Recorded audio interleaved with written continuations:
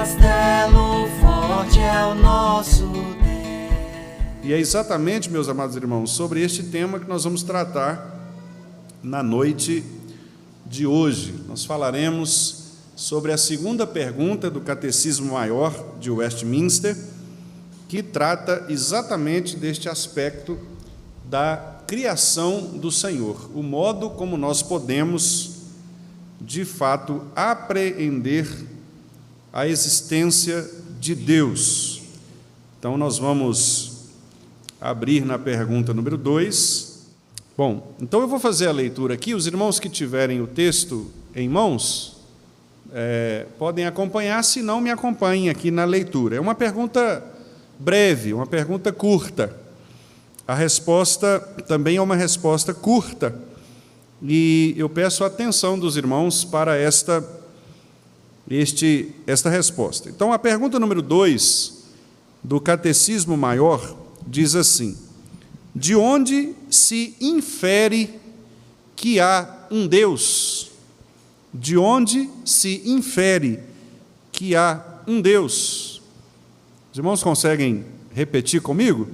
Vamos falar juntos? De onde se infere que há um Deus? Então, a pergunta, ela diz respeito à maneira como nós podemos ter a certeza de que Deus existe. É disso que trata a pergunta. Como nós podemos ter certeza de que Deus existe? Este é o ponto, da pergunta número 2. E a resposta que nós vamos começar a estudar hoje é a seguinte: a própria luz da natureza no espírito do homem. Então, esse é o primeiro aspecto, a luz da natureza no espírito do homem, e as obras de Deus, ou seja, aquilo que Deus criou, a criação, claramente manifestam que existe um Deus. Então, essa é a primeira parte da resposta, que é o que nós vamos tratar na noite de hoje. A própria luz da natureza no espírito do homem e as obras de Deus claramente manifestam que existe um Deus. Esta é a primeira parte. Na semana que vem, nós daremos continuidade e provavelmente entraremos na segunda parte da pergunta, da resposta, que diz assim: porém, só a sua palavra e o seu Espírito o revelam de um modo suficiente e eficaz aos homens para a sua salvação. Então, na primeira parte, meus irmãos, da resposta, nós vemos que é possível nós entendermos que Deus existe a partir de duas coisas. Primeiro, a própria natureza do homem, a criação no homem, nós vamos falar sobre isso bastante nessa noite, e as obras de Deus, ou a criação de Deus em geral, nós também falaremos sobre isso.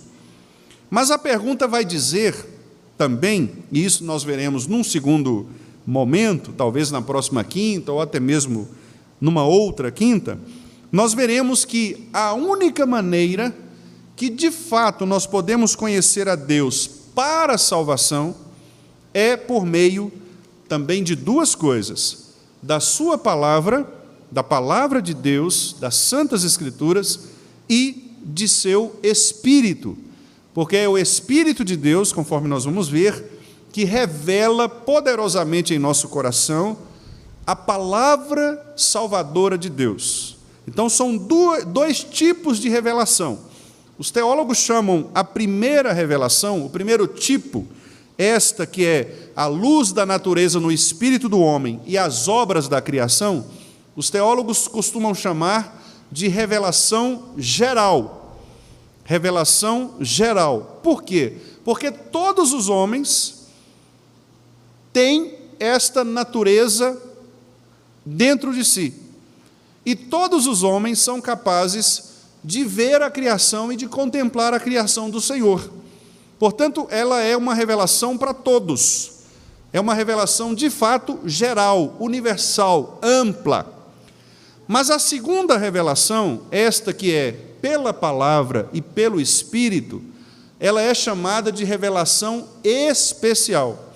E ela é especial por que razão?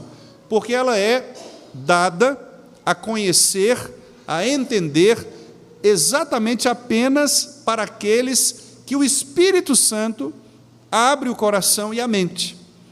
Então, por isso ela é especial, porque nós entendemos, e a palavra vai nos mostrar isso, que apenas os eleitos de Deus, aqueles que foram escolhidos por Deus, são capacitados pelo Espírito Santo para entender e crer na palavra. Por isso ela é revelação especial. Nós vamos trabalhar isso, irmãos, com a graça de Deus, de uma maneira bastante clara, evidente nas Escrituras, porque esta é de fato a base para nós entendermos todo o restante da nossa teologia, para depois entendermos o que é a palavra de Deus, entendermos como que a palavra de Deus atua nos corações dos crentes e daí por diante, porque se nós não entendermos que Deus se revela na sua palavra de uma maneira especial e comunica esta palavra pelo Santo Espírito dele, nós não seremos capazes de entender as doutrinas maravilhosas da graça que o Senhor nos revela. Então é preciso que estas doutrinas estejam muito claras em nossos corações, exatamente para que nós possamos apreender, conhecer as demais doutrinas da graça e, naturalmente, aplicá-las em nossos corações. Mas hoje, meus irmãos, nós vamos tratar então da primeira parte. E a primeira parte diz o seguinte, que Deus é um Deus que existe, o nosso Deus existe, e Ele se revela. Ele se revela na criação e na palavra. Hoje nós veremos a revelação na criação. E nós trabalharemos então esses dois aspectos. A obra da criação de Deus, que é o modo de Deus se revelar, e a natureza do homem, que também revela Deus de uma maneira geral a todos os seres humanos. Nós vamos usar, meus irmãos, dois textos bíblicos como base para a nossa exposição aqui nessa noite. O primeiro texto bíblico é exatamente o primeiro texto da Bíblia, Gênesis capítulo 1. E eu gostaria que os irmãos abrissem nesse texto, porque nós vamos considerar aqui alguns aspectos importantes que apontam para esta verdade maravilhosa da criação do Senhor. O modo como Deus criou todas as coisas e se revelou ao homem. Gênesis capítulo 1, um texto muitíssimo conhecido nosso. Já lemos muitas vezes, meditamos, ouvimos pregações. E aqui, meus irmãos, nós temos algumas verdades preciosas a respeito desta pergunta número 2 do catecismo. Como é que nós podemos, de onde se infere que existe um Deus? Então, a primeira questão aqui é, Deus, ele se revela ao homem de maneira criativa. Observem que o primeiro versículo da Bíblia é um versículo que traz logo claramente a existência de Deus. A Bíblia, em nenhum momento, ela se preocupa em discutir a hipótese se existe ou não um Deus. Ela não está preocupada com isso. Será que Deus existe? Será que Deus não existe? Não, ela já começa, no seu primeiro versículo, já com este pressuposto claro, com este dogma, com esta verdade. A verdade de que Deus se revelou. E o texto então mostra que Deus criou céus e terra. Observem que o primeiro aspecto que é mostrado aqui a respeito de Deus é exatamente o aspecto da criação. É o Deus criador. Então, esta é a primeira revelação divina. Deus se revela como? Criando. Deus se revela fazendo, trabalhando. Ele sai do seu lugar para estabelecer com o homem um relacionamento de criação. Então, isso é muito importante. Deus, meus irmãos, ele não precisava fazer nada disso. Se este ato do versículo 1 de Gênesis 1 não tivesse ocorrido, se este evento não tivesse acontecido, nós não estaríamos aqui nessa noite. Não existiria nada do que nós temos aqui. Deus continuaria sendo Deus, do modo como Ele sempre foi, eterno, infinito, em todos os seus atributos e perfeições. No entanto, Ele quis se revelar ao homem. Ele quis se mostrar ao homem. Então, é um verdadeiro descortinar do ser de Deus. É um verdadeiro apocalipse, ou uma revelação. O Apocalipse, a palavra apocalipsis, significa revelação. E, curiosamente, é o último livro da Bíblia, porque foi a revelação que João recebeu do nosso Senhor Jesus Cristo quando estava na ilha de Patmos, perseguido por um imperador muito feroz, Domiciano, que o exilou ali naquela ilha, e ele então teve esta visão maravilhosa e registrou as palavras do próprio Senhor Jesus Cristo.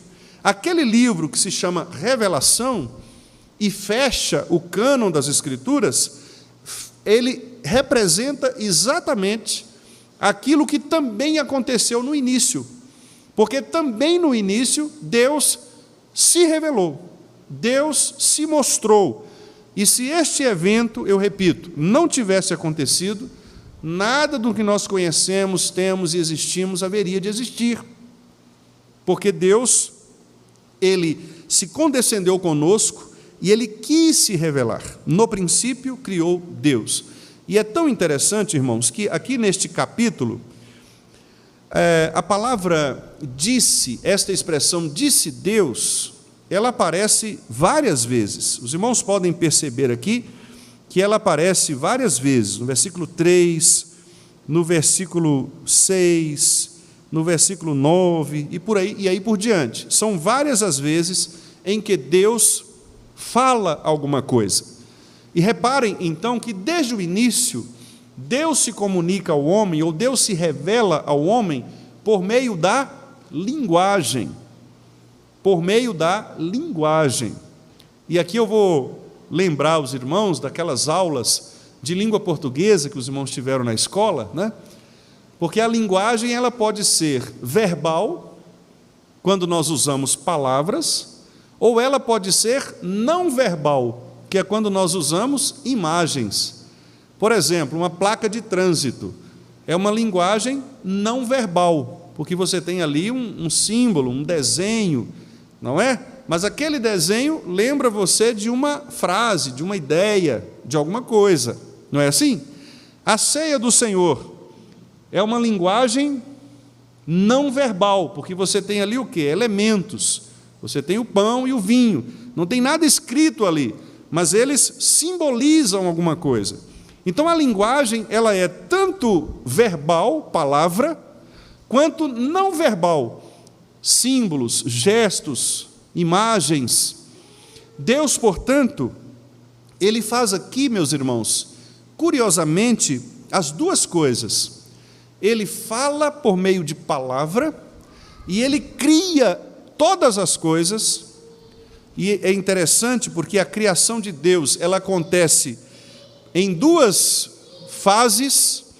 Primeiro, Deus cria os espaços, os grandes espaços, e depois Ele cria os seres que vão povoar esses espaços. Ele cria primeiro o ambiente e depois povoa o ambiente. Ele cria céus e terra, cria mar e terra, e depois Ele povoa com os seres marinhos, com os seres terrestres e com as aves do céu. Então Deus ele vai movimentando a criação de modo que todas as coisas sejam comunicativas, ordenadas, tanto pela palavra falada, quanto pelas imagens, pelas ideias. E Moisés descreve de uma maneira muito eficaz esta criação do Senhor. Aqui, meus irmãos, a palavra Deus, ela aparece mais de 35 vezes aqui neste capítulo 1, porque o centro de toda a criação é Deus. Deus disse Deus. Deus viu que era bom, Deus criou, Deus separou, Deus estabeleceu, Deus ordenou, Deus disse, façamos o homem à imagem e semelhança, Deus fez, Deus criou, Deus estabeleceu. Portanto, Moisés, ele não discute em momento algum a existência ou não de Deus, mas ele de fato registra, inspirado pelo Espírito Santo, que há um Deus, Deus existe, e ele prova isso se revelando ao homem, primeiramente na criação. Mas Deus também, meus irmãos, ele resolve criar o homem, que viria a ser o co-regente da criação. O homem seria uma espécie de administrador, de mordomo, aquele que seria o gerente deste mundo. Então ele cria Adão, que na palavra original significa humanidade, ser humano.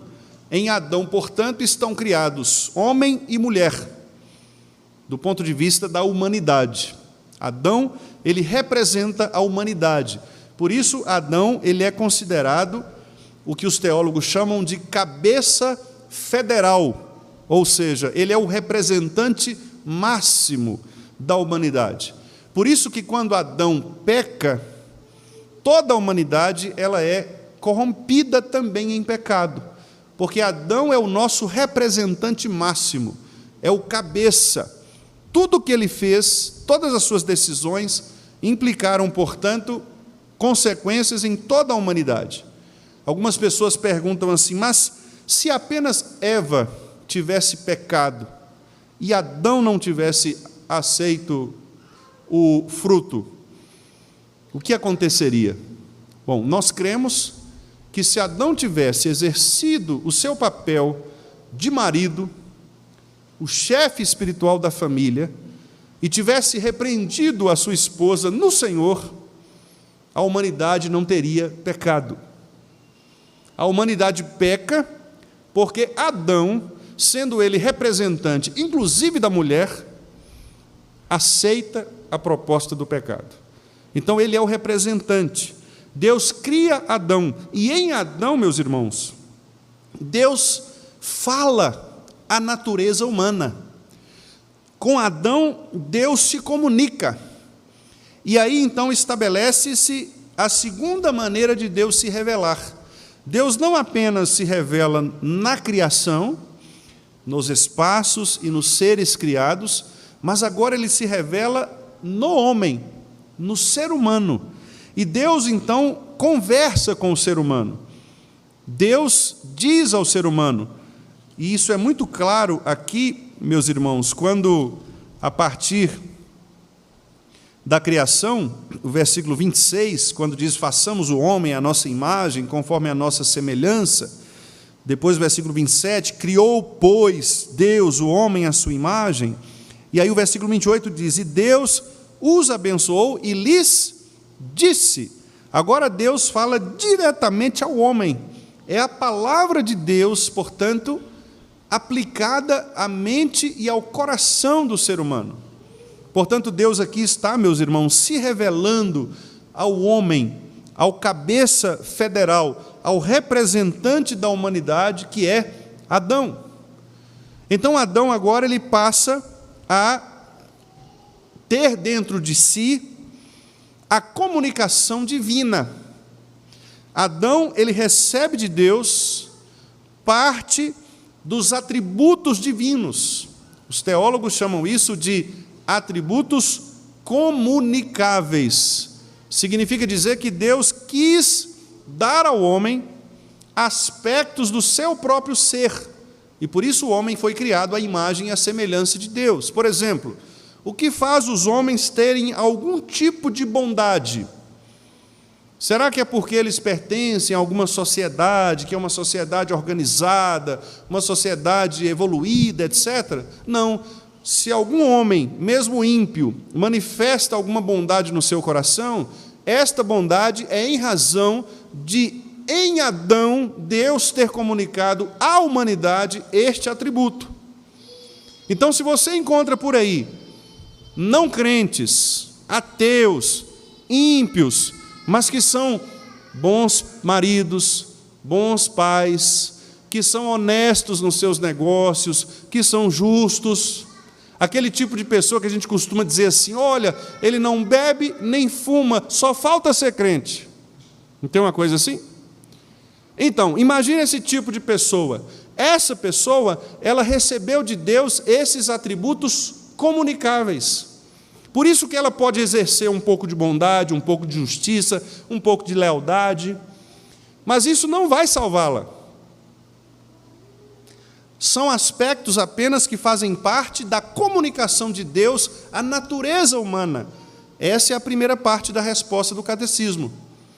Como que nós podemos saber que existe um Deus? Porque os homens, na natureza deles, transmitem qualidades, atributos divinos.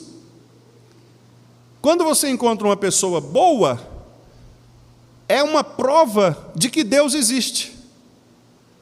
Porque a bondade só pode vir de algo que é perfeitamente bom. E quem é o perfeitamente bom? Deus.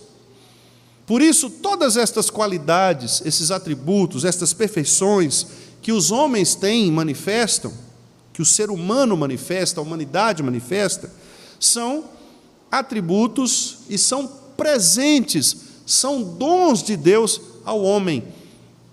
O homem foi criado à imagem e semelhança, portanto, ele carrega em si estes atributos divinos, estas qualificações divinas. O teólogo que alguns de nós temos estudado, Hermann Bavinck, ele resumiu 3 princípios acerca do conhecimento de Deus.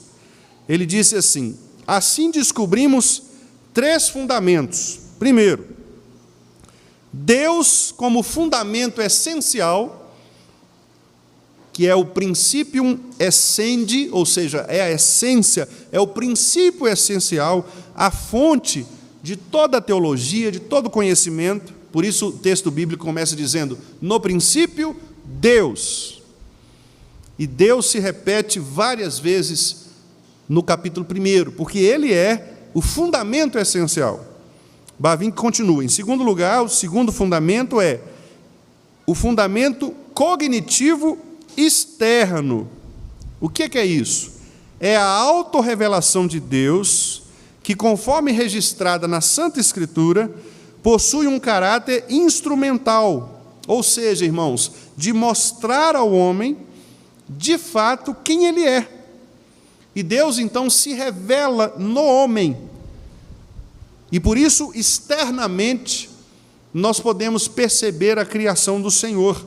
Todo homem, ele busca Deus em alguma coisa, porque todo homem, ele tem agora o terceiro aspecto que o Bavinck coloca, que é o princípio interno de conhecimento, a iluminação dos seres humanos. E aqueles que são salvos pelo Espírito Santo do Senhor. Então, o que a gente aprende aqui neste primeiro texto? Deus existe. Ele está sendo mostrado. Deus existe e é poderoso, porque Ele criou. Deus é soberano, Ele é o centro de todas as coisas. Mas Ele não ficou só. Ele criou o homem e se revelou ao homem. Ele comunicou ao homem a sua criação. E agora eu quero levar os irmãos para o segundo texto, que é o texto do apóstolo Paulo aos Romanos, no capítulo 1, em que Paulo vai, meus irmãos, tratar exatamente desta revelação que Deus faz ao homem. Deus se revela ao homem. A natureza divina é revelada ao homem. Romanos 1, nós vamos ler versículos 19 e 20. Podemos ler juntos? Romanos 1, 19 e 20.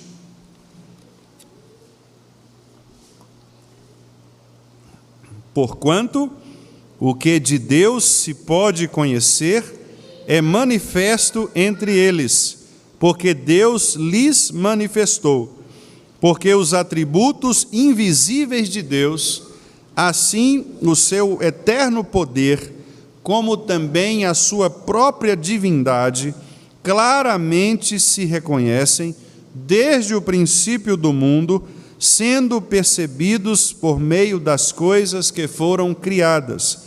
Tais homens são, por isso, indesculpáveis. Nós vamos ficar, por enquanto, aqui, nesses 2 versículos. Irmãos, veja que riqueza nós temos aqui nestes 2 versículos do apóstolo Paulo aos Romanos. Nós vamos ver aqui algumas verdades acerca desta revelação de Deus interna ao ser humano. Deus se revela na criação, como nós vimos, Ele criou todas as coisas. O Salmo 19 diz que os céus proclamam a glória de Deus, o firmamento anuncia que Ele existe, que Ele criou as obras das suas mãos. Diz que um dia Ele discursa, Ele conversa com o dia seguinte, porque um dia chama o outro dia, no sentido de que a criação ela tem um progresso, um desenvolvimento natural dado por Deus. Deus cria todas as coisas.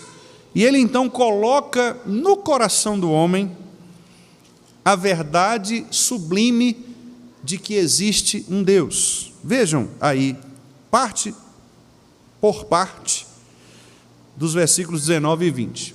Primeiro, porque, né? O que de Deus se pode conhecer. Começa por aí. Se Paulo está dizendo que de Deus se pode conhecer, significa dizer que Deus não é um ser fechado para que as pessoas possam saber quem Ele é, conhecê-lo.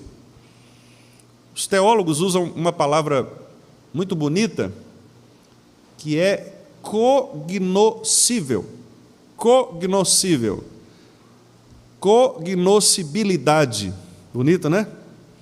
Uma coisa cognoscível é uma coisa que pode ser conhecida. Deus, portanto, Ele é cognoscível. Existe a possibilidade de ser conhecido. Por quê? Porque Ele se mostra. E tudo aquilo que se mostra, tudo aquilo que aparece, pode ser conhecido. Concorda comigo? Um bichinho que aparece aí na ciência, um vírus, apareceu. Ele apareceu, ele pode ser conhecido. Ele é levado para o laboratório, é estudado, é analisado. Um fenômeno natural, aconteceu aí alguma coisa, aconteceu, apareceu, então ele pode ser conhecido. Por que Deus pode ser conhecido? Porque Ele apareceu. No princípio, Deus criou e disse. Então Ele aparece. Se Ele aparece, ele pode ser conhecido. O que Paulo está dizendo é que é possível conhecer a Deus. Isto aqui, portanto, meus irmãos, para aqueles irmãos que gostam de estudar filosofia, por exemplo, é uma resposta para o chamado agnosticismo. O que é o agnosticismo? São aquelas pessoas que defendem a ideia de que nós não podemos conhecer nada. O homem não pode conhecer as coisas. O homem não consegue conhecer Deus, por exemplo. Deus é um ser tão supremo, tão grandioso, a divindade, né, na verdade, eles creem numa divindade, numa espécie de divindade mesmo, geral, que ela não pode ser conhecida. Então, eles se tornam agnósticos. Gnose, a palavra gnose vem do grego, significa conhecimento. Então, agnose é não conhecimento, não conhecer. Então, o agnóstico é aquele que defende que nós não podemos conhecer, não conseguimos conhecer Deus. Então, se eu não posso conhecer Deus, eu simplesmente continuo minha vida do jeito que é, e ignoro essa possibilidade de ter um relacionamento pessoal com Ele, porque eu não posso conhecê-lo mesmo. Mas não é o que Paulo está dizendo. Paulo está dizendo que Deus pode ser conhecido, porquanto o que de Deus se pode conhecer. Significa, então, que nós temos, sim, a clara e real possibilidade de conhecermos quem Deus é, o que Ele requer de nós, o que Ele tem para nós, o seu plano de redenção, nós podemos conhecer.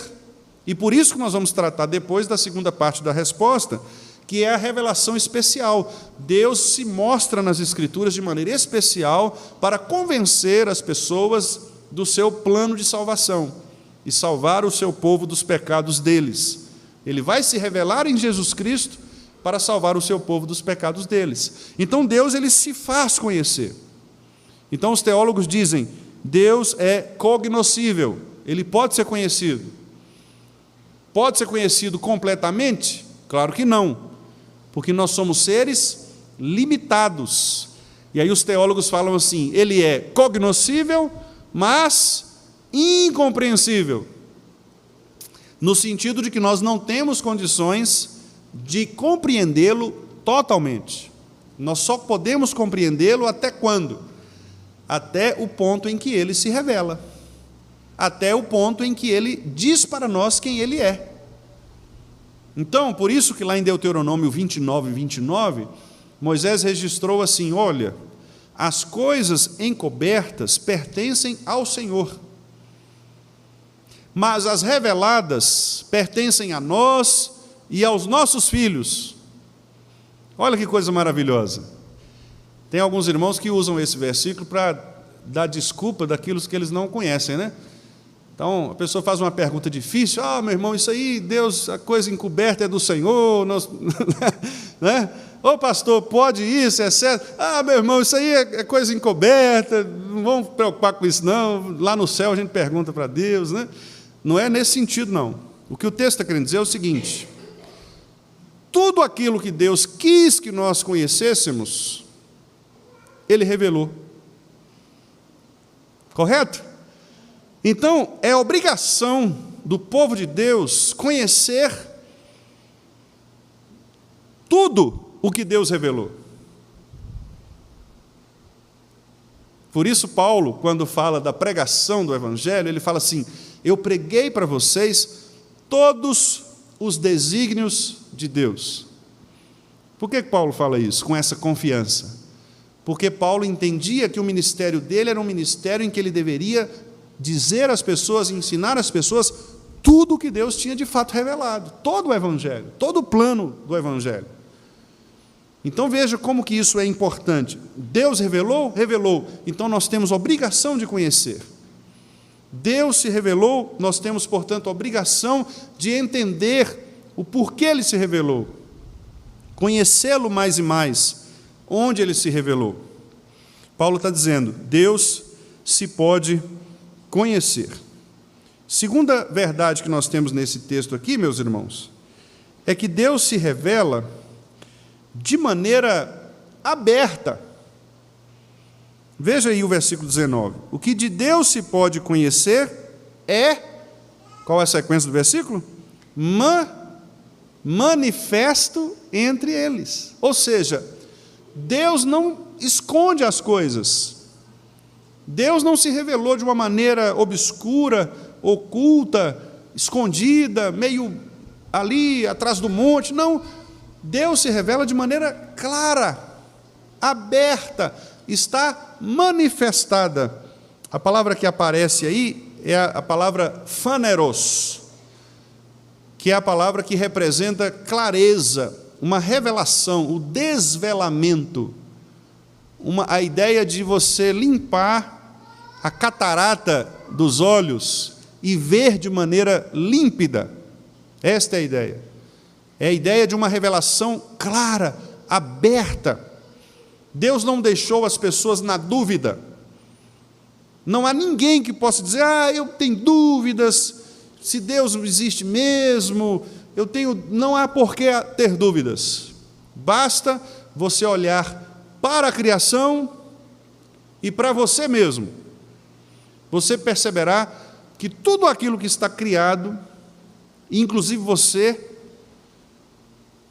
teve um início, teve um princípio que não partiu de um animal, de um acaso, de uma hipótese, partiu de um ser pessoal que comunicou essa pessoalidade, a pessoa, ao ser humano.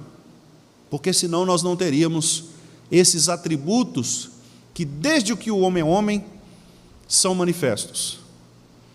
Só pode vir de algo fora de nós, acima de nós. Portanto, a criação e o homem podem perceber, meus irmãos, esta manifestação da criação divina.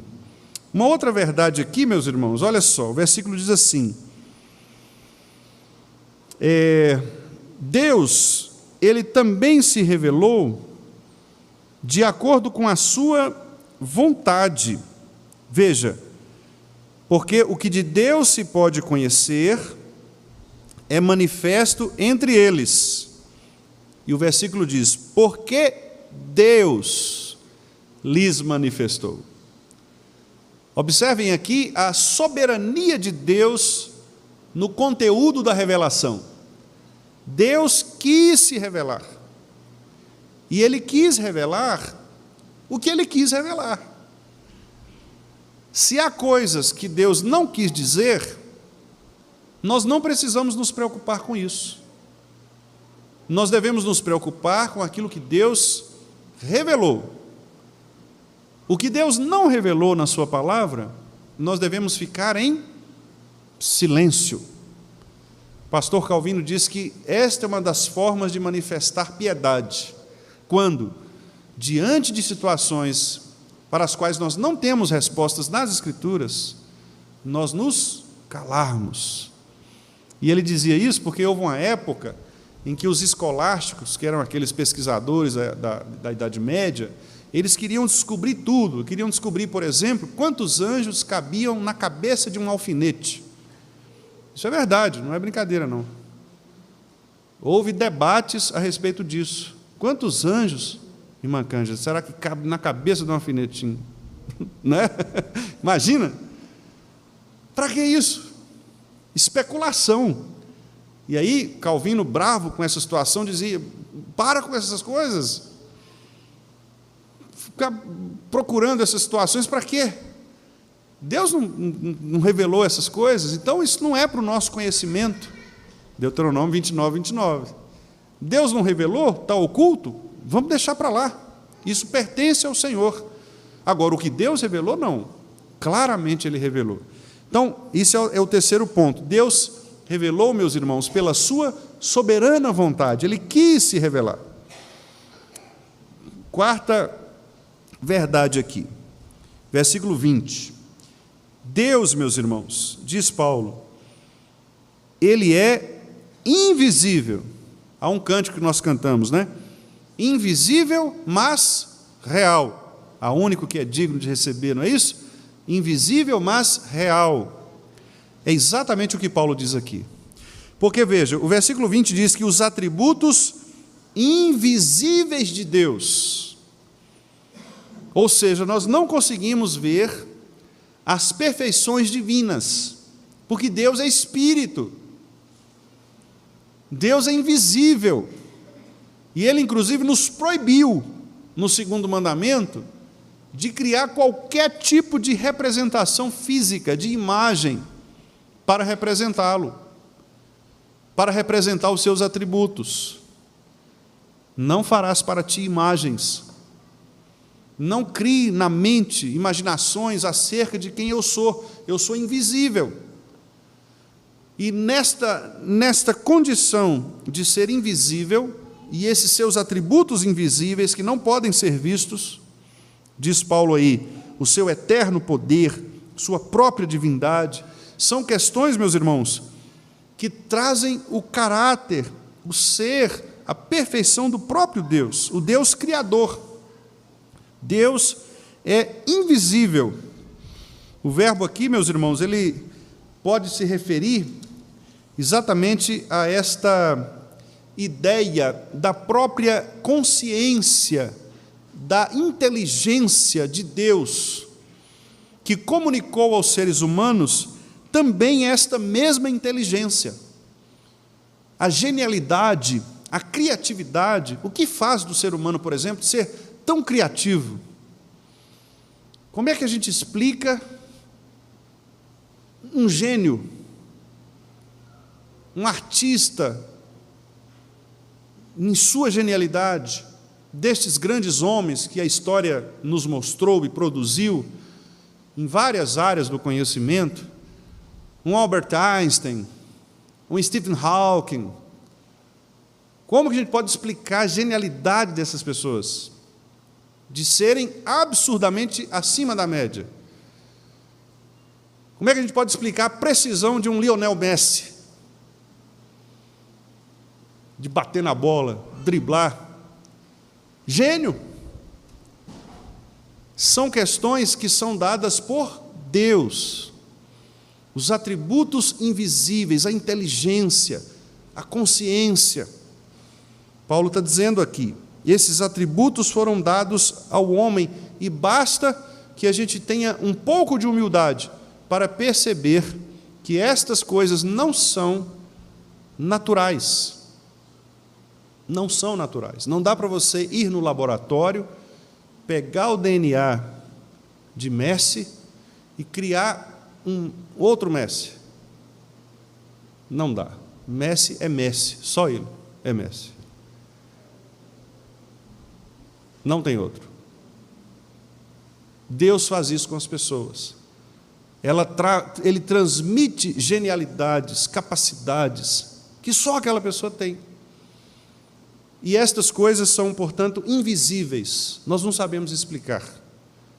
Eu sei, existe uma porção de esforço, etc., treinamento, sim, mas o que eu estou falando aqui é daquela genialidade quase que inata, quase que natural, que os artistas têm, os grandes poetas têm, que um Shakespeare tinha, que um Sebastian Bach tinha na composição musical.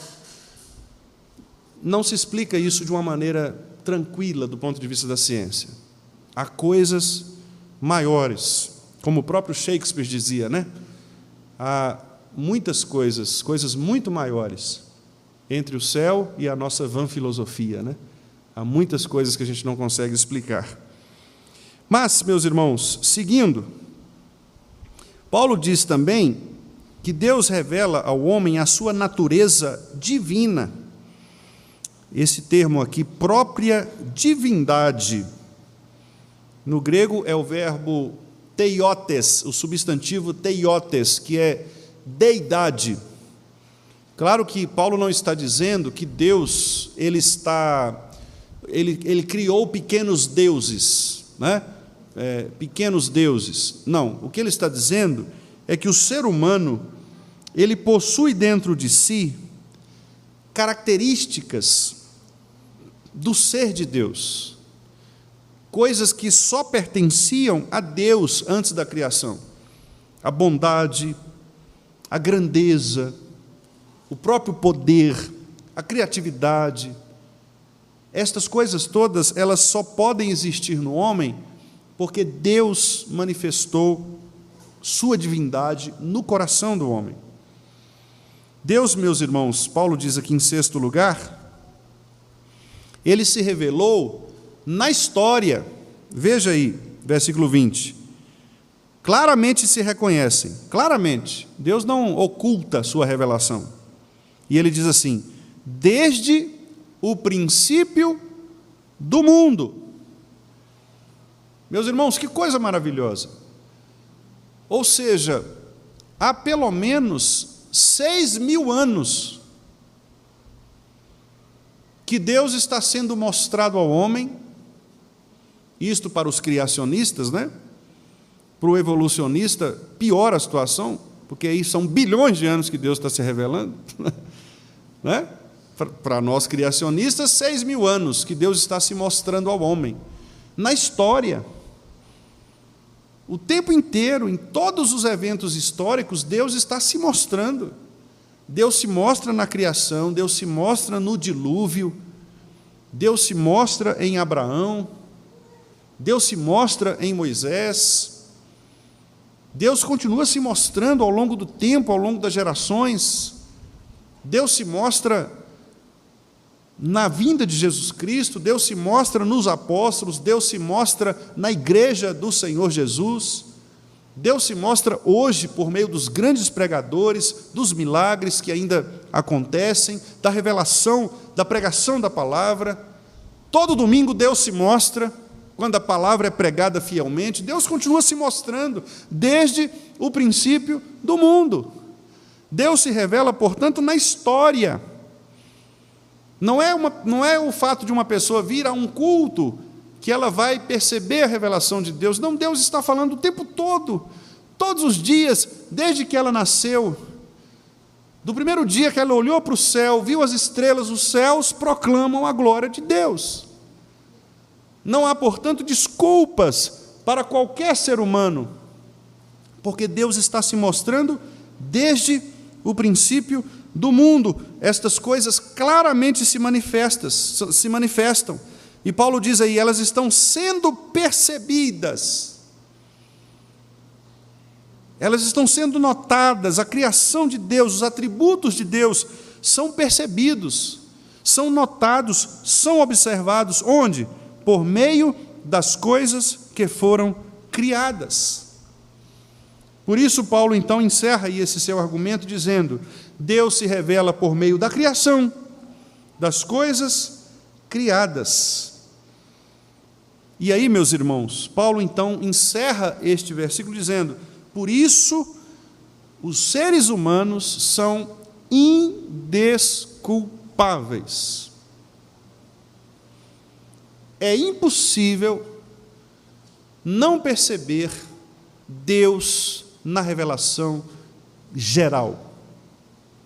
É impossível negar a existência de Deus na criação e na natureza humana. Porque Deus claramente revelou a si mesmo, Ele se deu a conhecer, claramente, desde o princípio do mundo, nas coisas criadas, mostrando ao homem seu eterno poder e comunicando ao ser do homem sua própria divindade. Isso é maravilhoso, não é, meus irmãos? É maravilhoso. E veja o que Paulo diz agora, lá no capítulo 2, no versículo 15. Há ainda uma revelação mais profunda do que a revelação dos céus, que proclamam a glória de Deus, do que o mar, do que os animais, do que o próprio ser humano criado. Existe uma norma de Deus gravada no coração do homem. Romanos 2,15. Vamos ler juntos? Estes, se referindo aqui aos gentios, né? Estes mostram a norma da lei gravada no seu coração, testemunhando-lhes também a consciência e os seus pensamentos, mutuamente acusando-se ou defendendo-se.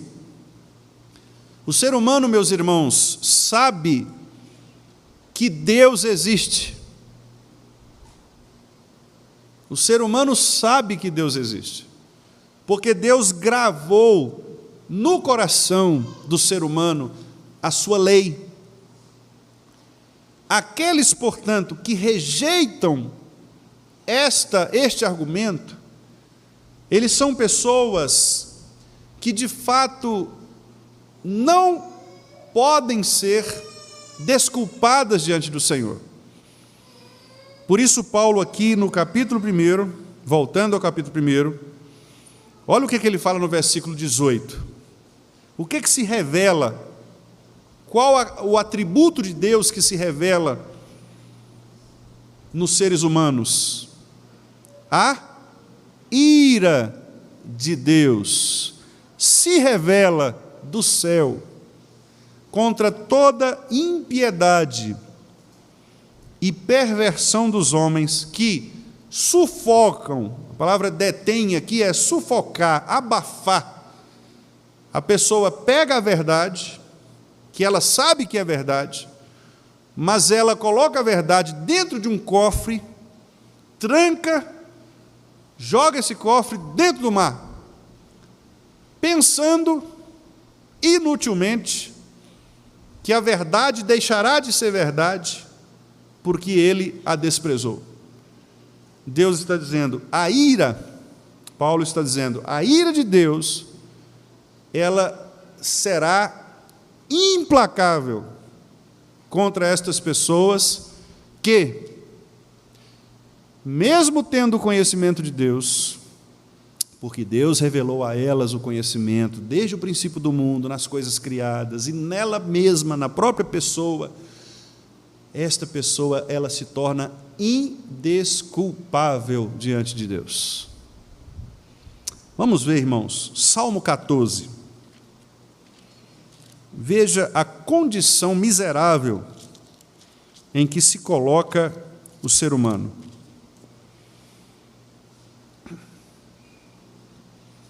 Qual é a primeira frase do Salmo 14? Vamos ler? Diz o insensato no seu coração. Essa é a primeira frase. Repare. Diz, o insensato diz, ele produz, ele fala, ele assume deliberadamente no seu coração, no seu interior. O que ele diz? Não há Deus. Mas há Deus. Deus existe? Existe. Só que esse indivíduo aqui, o que ele fez? Sufocou a verdade. E ele está dizendo para todo mundo, Deus não existe. Quando ele diz isso, o que acontece com ele? O versículo continua. Corrompem-se. Vamos ler? E praticam a abominação. Já não há quem faça o bem. Por que, então, de toda a corrupção da natureza humana ao longo de todas as épocas? Porque o homem, tendo conhecimento de Deus, rejeitou esse conhecimento de Deus. Deus claramente se manifesta, desde o princípio do mundo, por meio das coisas criadas, com o seu eterno poder, gravando no coração do homem a sua lei. Mas o homem rebelde, insensato, tolo, diz, que é isso? Esse negócio de Deus, Deus não existe. E o que acontece com a sociedade? Se corrompe, torna-se abominação. Essa é a consequência daquelas pessoas que, mesmo tendo conhecimento de Deus, o rejeitam. Calvino, meus irmãos, diz aqui o seguinte, nas suas Institutas. Primeiro ele diz assim, até a própria idolatria é evidência de que Deus existe. Pois sabemos de quão mau grado se humilha o homem para que admire outras criaturas acima de si mesmo. Desse modo, quando prefere render culto à madeira, à pedra, antes que seja considerado como não tendo nenhum Deus, claramente se vê que esta impressão tem uma força e vigor prodigiosos, visto que de forma alguma pode ser apagada do entendimento do homem, de modo que é mais fácil que as inclinações naturais se quebrantem, as quais desta forma, na realidade, se quebrantam, quando de sua própria vontade o homem desce daquela altivez natural às coisas mais inferiores, para que assim possa adorar a Deus. Calvino está dizendo aqui do que ele chama de senso da divindade. Todo ser humano sabe que Deus existe. E a maior prova disso é o coração idólatra do ser humano. Porque ele sempre vai desejar estabelecer um Deus para adorar. Se Deus não existe, por que ele precisa adorar alguma coisa?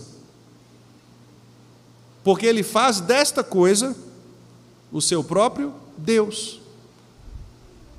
Então, o ser humano sabe que Deus existe, mas o que ele faz é trocar o verdadeiro Deus pelas coisas criadas. E ele coloca, então, nas coisas criadas o valor que deveria ser dado apenas a Deus. E para encerrar este tópico, Calvino coloca 4 tipos de sentimento ou de corrupção. Nós falamos aqui de sufocar a verdade, né? Calvino relaciona 4 aspectos. Primeiro, a superstição.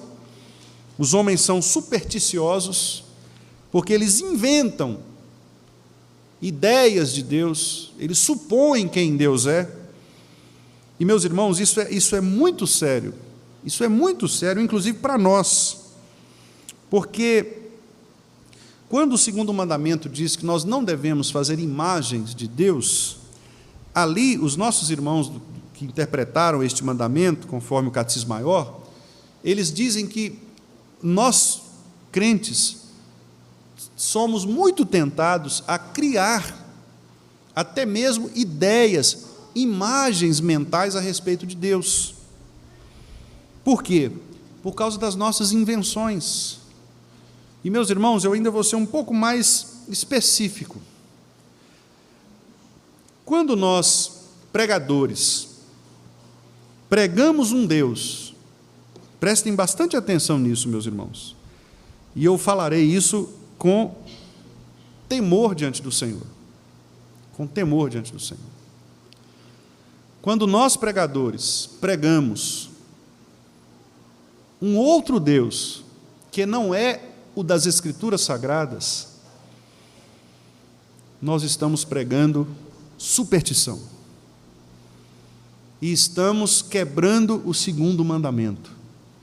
Pastores que sobem ao púlpito e anunciam coisas a respeito de Deus, que não são aquelas reveladas por Deus nas Escrituras, eles quebram o segundo mandamento. Eles desonram o nome de Deus, quebram, portanto, o terceiro mandamento. E eles levam o povo a isto.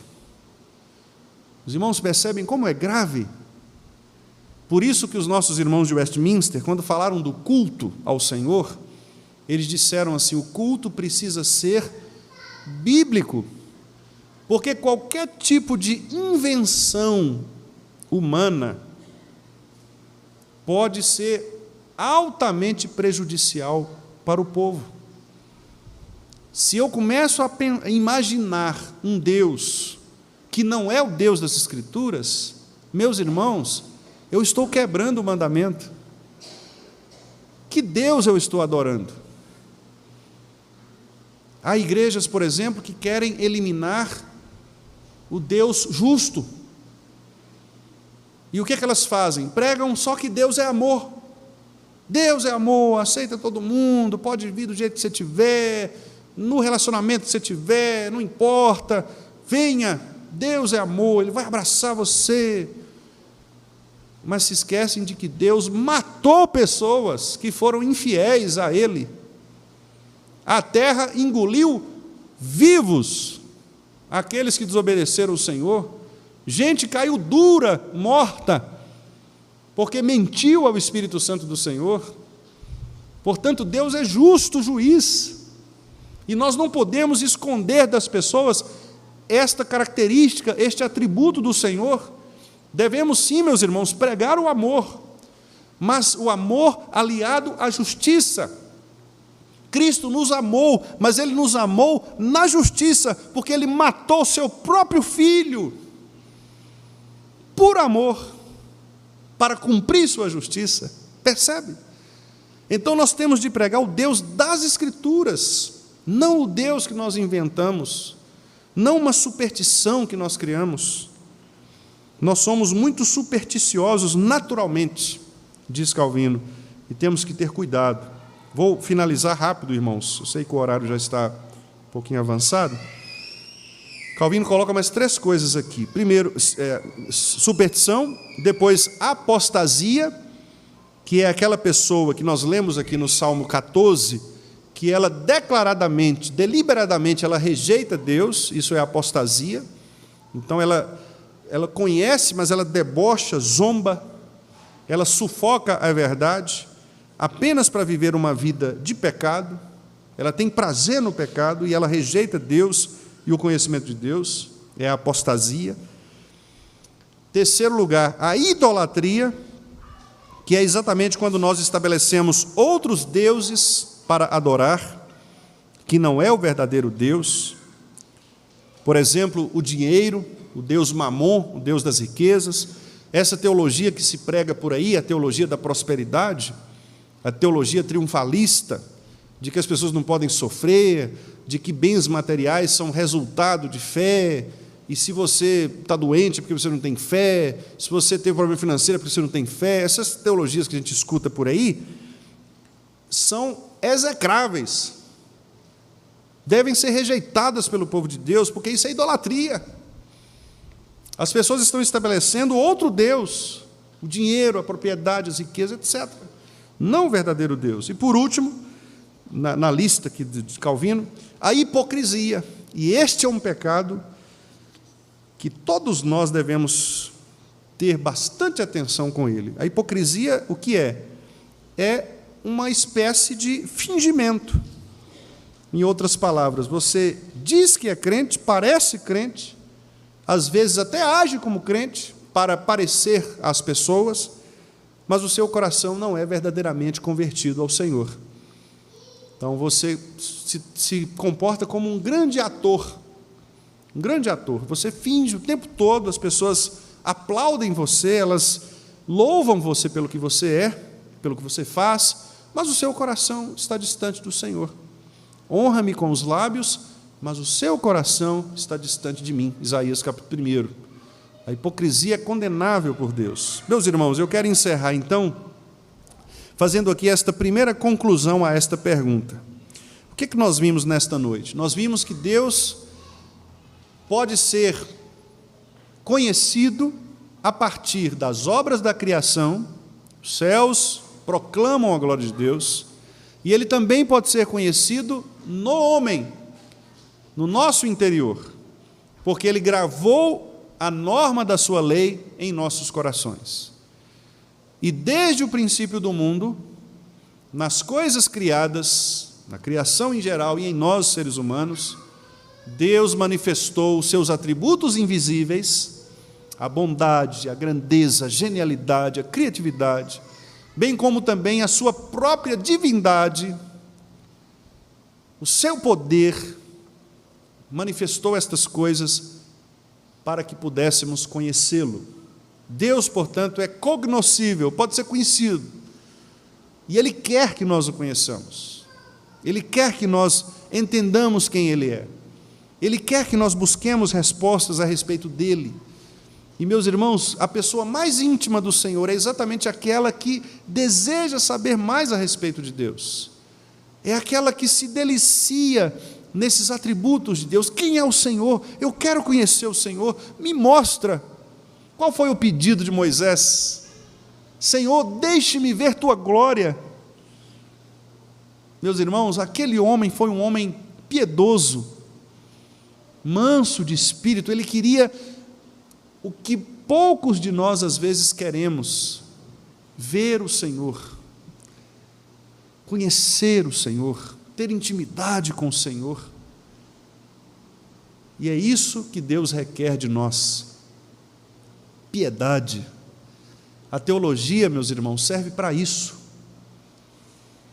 A teologia não serve para as pessoas ficarem em gabinetes, se tornarem doutores, subirem em palanques para parecerem mestres, doutores do saber acima das pessoas. Não, a teologia existe para que a gente possa conhecer quem Deus é e nos aproximar mais dEle. É para isso que a teologia serve. A teologia serve para aproximar Deus das pessoas. e para aproximar as pessoas de Deus. É um relacionamento. Louvado seja o nosso Senhor por isso, porque Ele se revelou a nós e nós podemos conhecê-lo dessa maneira. De onde se infere então, meus irmãos, que há um Deus? A própria luz da natureza, no espírito do homem e as obras da criação, as obras de Deus, claramente manifestam que existe um Deus, que existe um Deus. Amém? Na semana que vem, se Deus permitir, nós ainda falaremos mais, mas aí nós trataremos da segunda parte, da chamada revelação especial, que é a Sagrada Escritura, como Deus se revela a nós pela sua Escritura.